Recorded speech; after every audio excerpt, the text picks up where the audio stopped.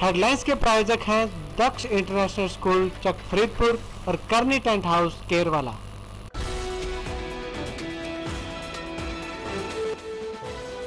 नमस्कार, आप देख रहे हैं कि हरियाणा और दिल्ली हलचल में आप सभी का स्वागत है। मैं हूं आपके साथ रमेश जाखड़। चलिए नजर डालते हैं सबसे पहले आज की हेडलाइंस पर। गांव अहमदपुर दारेवाला में नशा मुक्ति कैंप आयोजित, युवाओं को नशे से दूर रहने का दिया संदेश।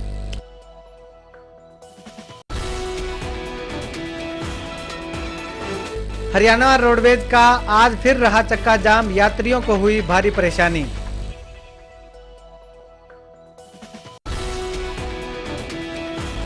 पंजाब हरियाणा पुलिस की घेराबंदी से घबराए पंजाब के 3 गैंगस्टर ने की आत्महत्या।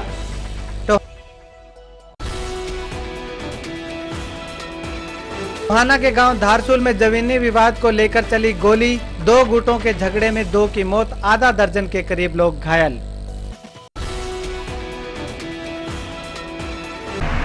अब हलचल विस्तार से। गांव अहमदपुर दारेवाला के doctor Bhimrao Ambedkar sports club द्वारा मंगलवार को गांव के प्राइमरी स्कूल में नशा मुक्ति कैंप का आयोजन किया गया। इस कैंप में सिरसा से नशा मुक्ति केंद्र की टीम आई और लोगों को नशा छोड़ने के बारे में जागरूक किया। Doctor Bhimrao Ambedkar sports club द्वारा लगाए गए इस कैंप में दिल्ली की असमत इंडिया संस्था ने भी क्लब का पूरा सहयोग किया और इस दौरान कार्यक्रम में विशेष तौर पर नशा मुक्ति केंद्र सिरसा द्वारा ग्रामीणों को एक वीडियो डॉक्यूमेंट्री भी दिखाई गई। पुलिस प्रशासन द्वारा चलाई जा रही नशे के खिलाफ मुहिम के तहत पहल दी टर्निंग पॉइंट फिल्म दिखाकर लोगों को नशे के प्रति जागरूक किया गया। सिरसा से HCS प्रमोद कुमार ने लोगों को मौखिक रूप से भी जागरूक किया और उन्होंने बताया कि नशा किस प्रकार छोड़ा जा सकता है और साथ ही कहा कि नशा मुक्त समाज बनाने के लिए उन्होंने भी काफी गांवों में जागरूकता के कार्यक्रम आयोजित किए हैं। नशा मुक्ति अभियान का उद्देश्य युवाओं को नशे के दुष्परिणामों के बारे में जागरूक करना है। अभियान के तहत नशे के आदि युवाओं का नशा छुड़ाने के लिए नशा मुक्ति कैंप भी लगाए जाएंगे। के हरियाणा के लिए चरणजीत सिंह की report. Constable Pramod Kumar, Haryana police Sirsa से आज आपके बीच में पुलिस प्रशासन द्वारा चलाई जा रही नशे के खिलाफ मुहिम के तहत पहल दी टर्निंग पॉइंट डॉक्यूमेंट्री दिखाने के लिए पहुंचा हूं और हमारा पुलिस प्रशासन का एक ही मुख्य उद्देश्य है कि हम इस डॉक्यूमेंट्री के माध्यम से हमारी युवा पीढ़ी को नशे से होने वाले कुप्रभावों बारे बता सके और उनसे सहयोग मांग सके कि नशे जैसी इस बुराई को अपने समाज, परिवार और देश से खत्म करने में प्रशासन का पूर्ण सहयोग करें। इसके लिए हमने एक नंबर 88-140-56-100 का लॉन्च भी किया हुआ है, जिस पर किसी भी नशा बेचने वाले व्यक्ति की सूचना दी जा सकती है। धन्यवाद। रंजीत सिंह तक्कर, जो कि समय समय पर सामाजिक कार्यों जैसे blood donation, plantation, sanitation, integration, save the girl child, ग्रेसी मिशन, पोलियो मिशन और जिला पुलिस प्रशासन के साथ नशा मुक्ति अभियान में योगदान दे रहा हूँ, जिसके तहत ही आज अहमदपुर दारेवाले में मैं आज इस अभियान के तहत पहुंचा हूं, जिसमें प्रमोद जी हेड कांस्टेबल इसमें इस टीम के से जुड़े हुए हैं। पहल दी टर्निंग पॉइंट एक फिल्म है, मूवी है, डॉक्यूमेंट्री है छोटी सी, जिसके तहत लोगों को फिल्म दिखाकर छोटी सी लोगों को मोटिवेट किया जाता है, अवेयर किया जाता है कि हमें नशा नहीं करना चाहिए, कि नशे के नुकसान ही नुकसान है, इसका फायदा कोई नहीं है। तो हमें नशा मुक्ति अभियान में सभी को योगदान देना चाहिए। सबसे पहले अपने घर से ही शुरुआत करनी चाहिए। अपने घर में जो भी कोई मेंबर नशा करता है उसको प्यार से समझाएं, उसको मोटिवेट करें, प्रेरित करें कि नशा ना करें, नशे के नुकसान है, उसका नशा छुड़ाने में सहयोग करें। साथ ही कालांवाली में भी, जैसे कि टीम बताती है पहल टर्निंग पॉइंट, कि कालांवाली में भी नशा मुक्ति एक केंद्र खुला हुआ है, जिसमें निःशुल्क नशा मुक्त जो नशा व्यक्ति करते हैं उनका छुड़ाया जाता है। तो मैं यहाँ जो दारेवाला, अहमदपुर दारेवाला जो गांव है, इसमें जो क्लब है, इसका भी मैं बहुत शुभकामनाएं देता हूँ, कि जिन्होंने इस नेक कार्य में सहयोग कर रहे हैं। स्कूल के अंदर हमारे गांव में एक क्लब बना हुआ है, doctor Bhimrao Ambedkar sports club, और दिल्ली से विभिन्न कॉलेजों से एक संस्था, NGO संस्था है असमत, उन सबके सहयोग से हमारे गांव में नशा मुक्ति कैंप लगाया गया। उसमें सिरसा से पहल पॉइंट और नशा मुक्ति केंद्र कालांवाली से टीम आई हुई थी। हमारे गांव के काफ़ी लोगों ने उनको सुना और नशा छोड़ने के बारे में उन्होंने अपनी हामी भी भरी, कुछ लोग राजी भी हुए। तो मैं सभी मेरे गांववासी जो नौजवान हैं उनसे ये अपील करता हूं कि वो नशे को छोड़ें, और जिसने भी उन्होंने एक वो हेल्पलाइन नंबर दिया है 88-140-56-100, तो इस पे कोई भी अगर समस्या है किसी की तो वो उस पर कॉल करें। और नशा मुक्ति केंद्र कालांवाली के जो डॉक्टर हैं उन्होंने ये बोला है कि 1 महीने का फ्री निःशुल्क इलाज होता है जो भी आदमी नशा छोड़ना चाहता है। तो मैं सभी से निवेदन करता हूं कि वो एक बार ट्राई करके देखें, पहल करके देखें, तो वो नशा छोड़े। और मैं इन सबका तहे दिल से धन्यवाद करता हूँ। जय हिंद। नास का नाम है, ये सबको पता है। हमारे गांव में जो ये टीम आई है पहल डॉक्यूमेंट्री फिल्म दिखाने के लिए, और यहाँ का जो क्लब है युवा अम्बेडकर क्लब, ये मिलकर नशा मुक्ति के लिए कार्य कर रहे हैं, जो कि एक सराहनीय कदम है। और चाहेंगे कि गांव वाले इसमें ज़्यादा लाभ। आज हमारे गांव में सिरसा से नशा मुक्ति केंद्र की टीम आई हुई है, जो हमारे गांव के प्राइमरी स्कूल में उन्होंने आज एक डॉक्यूमेंट्री दिखाई, जिसमें ग्रामीणों को नशे के बारे में जागरूक किया। उन्होंने बताया कि नशा, जो अधिक नशे का सेवन करते हैं उसको नशा कैसे छुड़ाया जाए। उन्होंने उसके अलावा कालांवाली से भी एक डॉक्टर राजेंद्र जी आए थे। उन्होंने बताया कि जो नशा छोड़ना चाहता है वो हमारे पास आए, हम उनको उसका इलाज करेंगे, और जो अधिक नशे का सेवन करता है उसको हम उसकी बुरी लत है वो उसको छुड़वा देंगे। इसके साथ ही सभी दिल्ली से आई हुई संस्था अस्मत, उन्होंने हमारा सहयोग दिया और इस कार्यक्रम को बखूबी बढ़िया तरीके से चलाने में हमारी मदद की।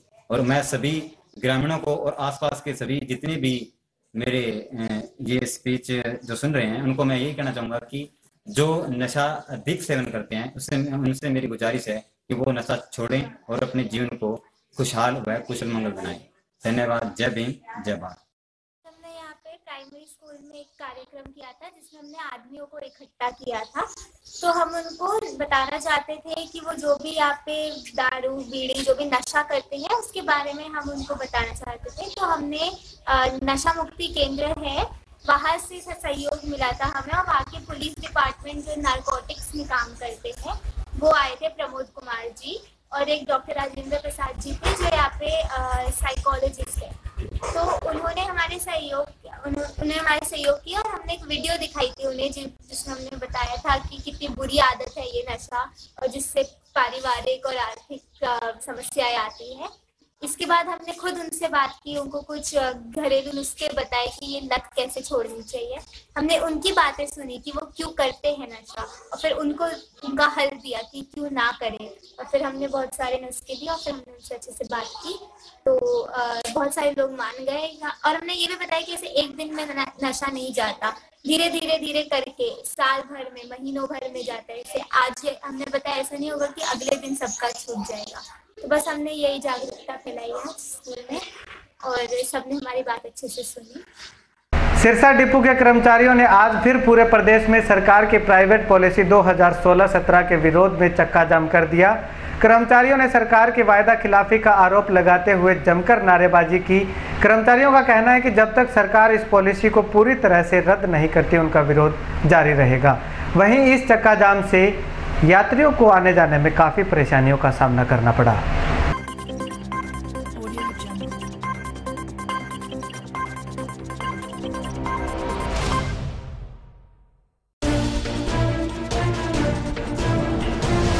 सिरसा जिले की हरियाणा रोडवेज का चक्का एक बार फिर जाम हो गया।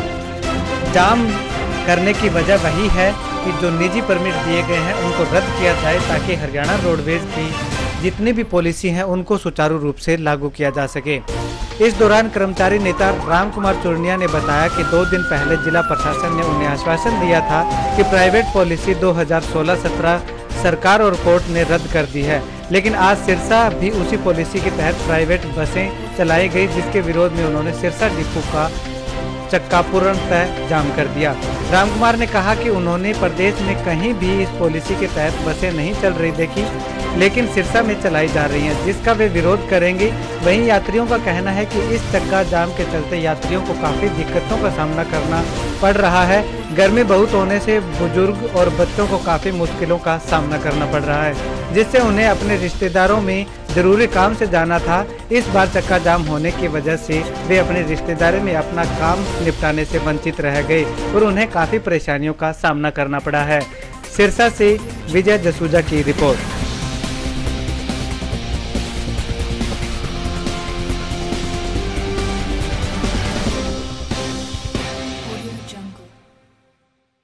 परेशानी तो हो ही रही है, बच्चे हैं साथ में, गर्मी खूब हो रही है, काफ़ी टाइम हो गया बस नहीं मिल रही है, तो परेशानी तो हो ही रही है इसके अंदर में। हमें सूरतगढ़ जाना है, सूरतगढ़ से आए हैं बच्चे, यहाँ पे छुट्टियों में आए हुए थे अपने, तो अब वापस जा रहे हैं, आगे बस नहीं मिल रही है, परेशानी हो रही है गर्मी के अंदर। यहाँ पे अभी 9 बजे का था, अभी तक कोई बस आई नहीं है, 9 से ऊपर का टाइम हो गया है। देखो अब कोई ना कोई तो करना ही पड़ेगा, परेशानी तो हो ही रही है, अपना कोई साधन करके जाना पड़ेगा तो ही जाना पड़ेगा, गर्मी में बैठे तो रहेंगे नहीं। मांगों की ये चीज़ होती है, मांगे होती है, परंतु पब्लिक को परेशानी नहीं होनी चाहिए। ये इनकी मांगे गवर्नमेंट से है, पब्लिक से नहीं है। पब्लिक इनकी मांगे डिमांड पूरी नहीं कर सकती। ये पब्लिक को ज़्यादा सुविधा देकर इस चीज़ का पब्लिक को साथ में ले, आज पब्लिक इनके विरोध में हो जाएगी तो क्या ये मांगे मनवा थोड़ी लेंगे। इनको पब्लिक का सपोर्ट करना चाहिए। तो जी पब्लिक को सहूलियत मिलनी चाहिए, चाहे प्राइवेट से मिले चाहे रोडवेज से मिले, पब्लिक सहूलियत चाहती है। उससे कोई मतलब नहीं है कि गवर्नमेंट की चल रही है या प्राइवेट। गवर्नमेंट अगर यूँ लग रहा है कि प्राइवेट सेक्टर में भी अच्छी, अब हर चीज़ प्राइवेट सेक्टर में जा रही है, तो नो डाउट हर चीज़ को उसमें एक्सपेक्ट करना चाहिए इनको भी। बस जाना जरूरी था, आज दिक्कत हो जाएगी आप दवा ले जाने की, तो देखेंगे कोई साधन, देखेंगे कोई जाएगा तो जाना तो है जरूरी। सरकार से यही है, अभी परेशानी तो हम लोगों को होएगी, हमें जाना जरूरी होता है, परेशानी यही, रिश्तेदारी में जरूरी काम है कोई। इनकी जो मांग है, मांगनी तो चाहिए सरकार को, सवारी हो दिक्कत ना है, सवारी को तो जरूरी जाना होता है, कोई काम जरूरी हो।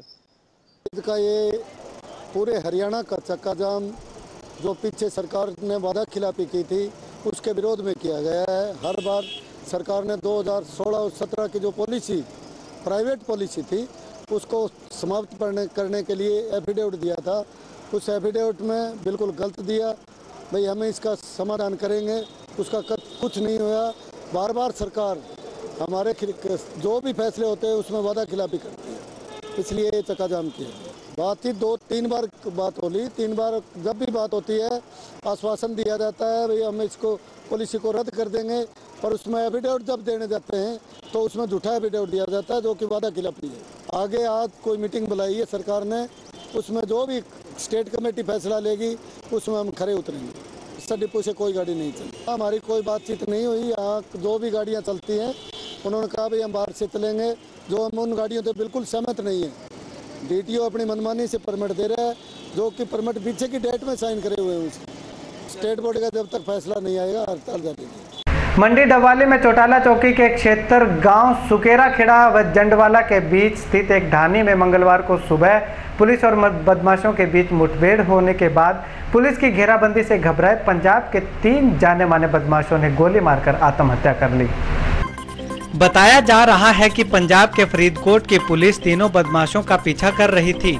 रात को ये तीनों बदमाश इस ढानी में यहाँ आकर रुके हुए थे, जिसकी सूचना मिलने पर पुलिस मौके पर पहुंची और अल सुबह ढानी को घेर लिया। इसका पता लगते ही बदमाश और पुलिस के बीच में फायरिंग शुरू हो गई। इसके बाद अचानक फायरिंग बंद होने पर पुलिस मौके पर पहुंची तो 2 बदमाश मृत पड़े हुए थे, जबकि तीसरे को गोली लगने से घायल होने पर अस्पताल में भर्ती कराने के लिए ले जाया गया, जहां उसकी रास्ते में ही मौत हो गई। तीनों बदमाश पंजाब के नामे जाने बदमाश रहे हैं और अलग अलग जिलों में उन्होंने अपनी पूरी गुंडागर्दी फैलाई हुई थी और तीनों बदमाश पंजाब के अलग अलग जिलों के रहने वाले हैं। अपने किसी दूर के रिश्तेदारी निकालकर रात को रुके हुए थे। वे महंगी गाड़ी लेकर रात को यहां पहुंचे थे। पुलिस ने सूचना के आधार पर तीनों बदमाशों को घेर लिया था, तो जवाब में बदमाशों ने भी पुलिस पे फायरिंग शुरू कर दी। लेकिन कुछ समय बाद पुलिस को सूचना मिली कि तीनों बदमाशों ने अपने आप को गोली मार ली है। सूचना मिलने के बाद सदर थाना पुलिस और चौटाला पुलिस तुरंत मौके पर पहुंची और पंजाब पुलिस से बातचीत करते हुए आगामी जांच शुरू कर दी। पुलिस द्वारा दी गई जानकारी के अनुसार पंजाब के बंटी गैंग के बंटी उर्फ कमल, निशान और जिम्मी उर्फ गोंगा सोमवार रात को जंडवाला बिश्नोइया के नजदीक एक ढानी पर आकर रुके थे।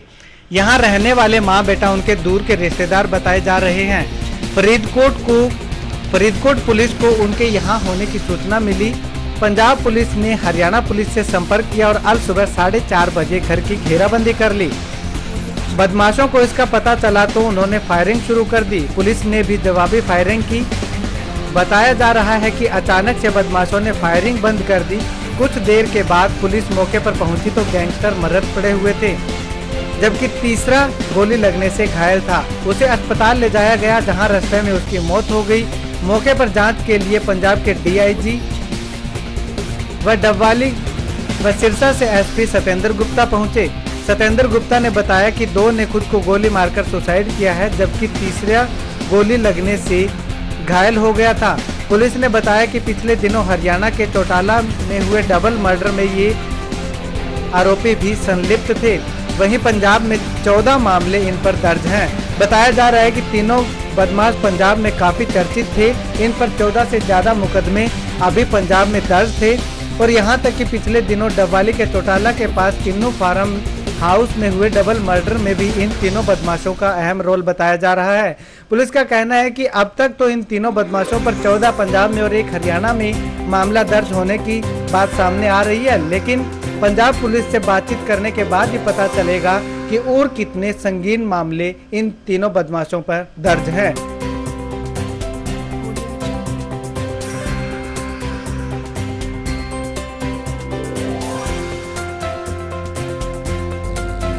सहयोगी हेमराज के साथ ब्यूरो रिपोर्ट के हरियाणा।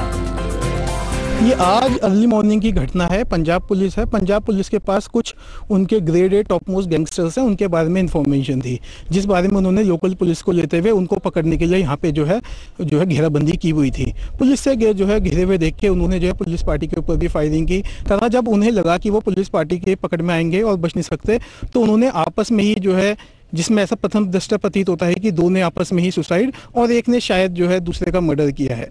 और काफ़ी भारी मात्रा में यहाँ पे फायर आर्म्स हैं जो मिले हैं, जिसमें 5 फायर आर्म्स हैं वो मिले हैं और काफ़ी भारी मात्रा में यहाँ से कारतूस मिले हुए हैं। अभी आगामी इन्वेस्टिगेशन इसके अंदर जारी है। ये अभी इन्वेस्टिगेशन चलती है, उसमें पता चल जाएगा इन्वेस्टिगेशन में घर किसका है। क्या पता लगा है कौन थे ये गैंगस्टर, कहाँ से आए थे सर, क्या इनके क्या मामले? ये 3 गैंगस्टर्स हैं, ये पंजाब के फरीदकोट जिले के रहने वाले हैं। ये काफ़ी सारे मर्डर, रॉबरी, डेकोइटी, ये सीरियस केसेस हैं जिसमें ये इन्वॉल्व रहे हैं। तो हरियाणा में भी कोई वारदात इन्होंने किया, कोई ऐसी कुछ जानकारी सर? हाँ, ये हरियाणा में भी एक केस है, उसके अंदर ये इन्वॉल्व थे। कौन सा सर कोई मामला सर? हरियाणा में एक डबल मर्डर का केस था, उसमें ये इन्वॉल्व थे। तो अभी सर क्या पुलिस किस तरह की कार्रवाई कर रही है? अभी जो है अभी इनका जो है पोस्टमार्टम की कार्रवाई जो है वो अभी सीन ऑफ क्राइम टीम है वो यहाँ पे जो अपनी कार्रवाई कर रही है और जो है पोस्टमार्टम है जो आगामी कार्रवाई है और तफ्तीश है, इसमें आगामी अमल में लाई जाएगी। और भी कोई साथी अगर इनका पता चलता है, पाया जाता है, जो उसके बेसिस पे जिसको पकड़ने के लिए फर्दर इन्वेस्टिगेशन की जरूरत है, उसमें फर्दर इन्वेस्टिगेशन की जाएगी। कौन सी गैंग सर, कोई गैंग पता लगा है, किस गैंग से बिलोंग करते थे? ये पंजाब के जो है पंजाब के फरीदकोट डिस्ट्रिक्ट के गैंगस्टर्स थे ये।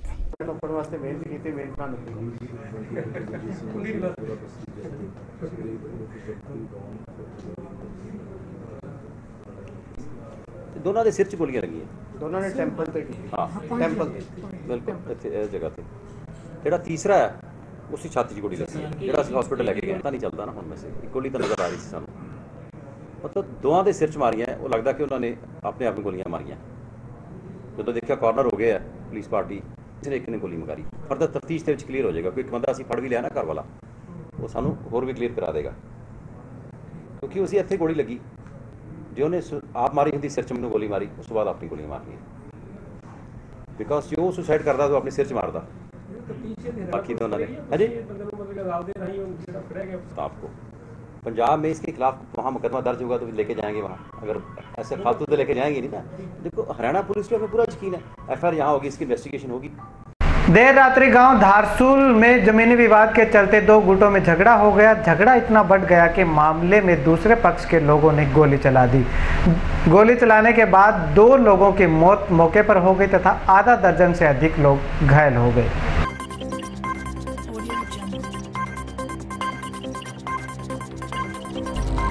टोहाना के गांव धारसूल में हुई फायरिंग में 2 लोगों के मौके पर मौत हो गई, जबकि आधा दर्जन से भी ज्यादा लोग घायल हो गए।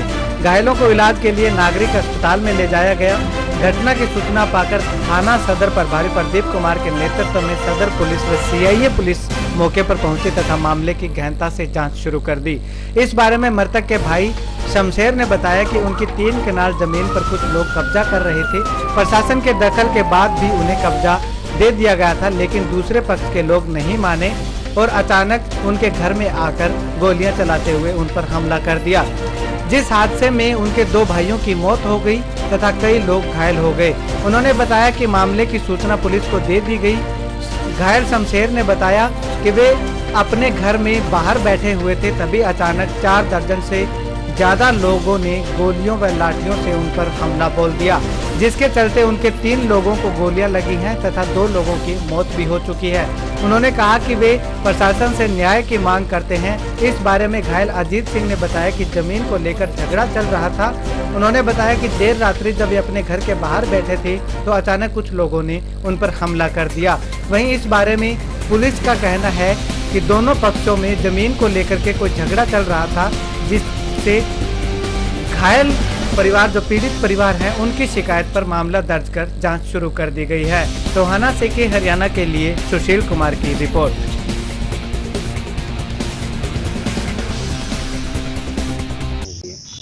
3 कनाल जमीन का झगड़ा था जी। ये वैसे अभी चले जी, तकसीम होने के बाद है, पहले तो कोई रोड़ा था ही नहीं जी। तकसीम कराने के बाद पुलिस हमारे को कब्जा दुआ, उन्हें तो नजायज जाकर ट्रैक्टर जोतता है, जिसने ट्रैक्टर जोते उसकी तो जमीन ही नहीं है जी। प्रशासन आकर इन्हें बाद में जाकर ट्रैक्टर जोत लिया। मैं बच्चा ने खेत में था वापिस लिया या इन्हें घर आकर हमारा हमला बोल दिया। इन्हें 35-34 राउंड गोली चलाई है, जिसमें 2 राइफल और 9 कट्टे हैं। तो गोली चलाने वाले कितने लोग थे? ये तकरीबन कुल मिलाकर 42 के करीब आदमी लेडीज थे और अन्य आदमी थे जो हमारे को शान में नहीं आए। हमारे 2 भाई भर गए, 1 की आंख चली गई। हमने पुलिस को बुलाया था, वहाँ पुलिस उनको रोक कर आई थी। हमारे को क्या कहती थी सवेरे आ जाना, पुलिस के कहने में तो अपना भरना के बैठे थे। अभी आपके जो घायल हैं वो कहाँ रेफर हैं? एक तो अग्रवाल रेफर है जी, बाकी पूरे एडमिट है। वहाँ बैठे थे हम तो बैठक के सामने आते उन्होंने हम पे फायरिंग शुरू कर दी। तो कितने लोगों को लगी? 3 का लगी। आप बताएंगे कि ये कैसे हुआ झगड़ा और कैसे विवाद हुआ? सर हम बैठे थे वहाँ बैठक के सामने, वो काफी आते ही हम पे फायरिंग शुरू कर दी। कितने लोग थे वो? 40-50 लोग थे वो जी। 9 ले थे पिस्टल में। मैटर है और इसमें हमारे पास रात को लेट नाइट हमारे पास मैसेज आया था कि वहाँ पार्टियां आपस में लड़ाई हुई है उनकी ज़मीनी विवाद को लेकर के, जिसमें एक पार्टी ने दूसरी पार्टी पर फायर आर्म किया है, जिसमें 2 आदमियों के मौके पर ही गोली लगी थी। जिस सूचना पर पुलिस मौके पर पहुँच गई थी, वहाँ पर 2 आदमी और वो क्योंकि पहुँचने से पहले ये 2 आदमी हॉस्पिटल में ले आए थे, वो उनकी मृत हो चुके हैं हमें, और 6 आदमियों को इसमें चोट लगी। देखिए इसमें अभी जमीनी विवाद था 2 कनाल 19 मरलों का। एक पार्टी ने इस पर काबिज होने की कोशिश की, दूसरी पार्टी ने इसका विरोध किया, उसके उपरांत वही पार्टी ने फिर ऊपर फायर आर्म कर दिया। तो बताएंगे कि क्या 302-307 का मुकदमा हमने दर्ज कर लिया है और इन्वेस्टिगेशन जारी है इसमें। अब इसमें PMR पोस्टमार्टम वगैरह होगा, उसके बाद आगामी कार्रवाई की जाएगी। तो दोस्तों आज की डेली हलचल में बस इतना ही। कल फिर मिलते हैं नई हलचल के साथ, तब तक मुझे दीजिए इजाज़त। देखते रहिए के हरियाणा। नमस्कार।